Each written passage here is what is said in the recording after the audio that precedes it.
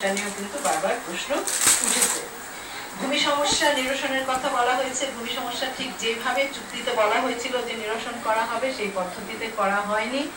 না করে কথাটা বারবার বলা হয়েছিল যে যারা জমি এবং ভূমি ছেড়ে চলে যেতে বাধ্য হয়েছিল তারা ফিরে এলে তাদেরকে জমি ফেরত দিয়ে সেই জায়গায় তাদের পুনর্বাসন করে তখন একটা ক্যাডাস্ট্রাল সার্ভে করে সেই জায়গায় ভূমি সমস্যার একটা যে সমাধানের কথা বলা হয়েছিল সেটার দিকে হাত বাড়ানো হবে, কিন্তু সেটা না করে আমরা দেখেছি সেটা অন্যভাবে করার চেষ্টা করেছে।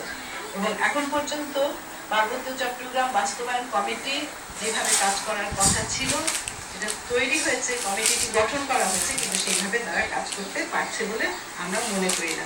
অর্থাৎ সহজ ভাষায় বলতে কথা শেষ করে আনছি, সেটা হলো যে সময়ের মধ্যে এই চুক্তিটি কার্যকর করার কথা ছিল সেটা করা হয়নি। 97 সালের চুক্তি আজকে 2013 সাল পর্যন্ত একেবারেই খণ্ডিতভাবে কিছু কিছু বাস্তবায়িত হয়েছে। অনেক জায়গায় সেটা বাস্তবায়ন করার কোনো রকম উদ্যোগও আমরা দেখতে পাচ্ছি না।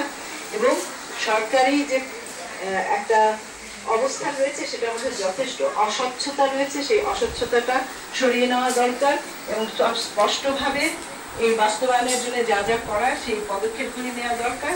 এখন বোধহয় সময় এমনিতেও খুব কম হয়ে এসেছে, অতএব অত্যন্ত দ্রুত গতিতে এই কাজগুলি করতে হবে।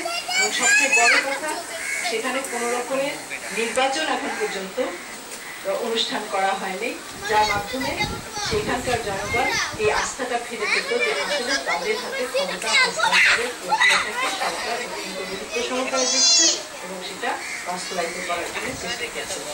এই সমস্ত বিষয়গুলি নিয়ে বারবারই কথা উঠে আসছে। এই কথাগুলি সরকার যদি গুরুত্ব সহকারে গ্রহণ করে, অবশ্যই তারা আজকে যে প্রস্তাবনা নিয়ে এসছেন যে শান্তি চুক্তির কারণে পাহাড়ি জনপদে শান্তি বিরাজ করছে, সেটা না বলে অন্তত এইটুকু আমরা আস্থার সঙ্গে বিশ্বাসের সঙ্গে প্রত্যয়ের সঙ্গে বলতে পারি যে শান্তি চুক্তির কারণে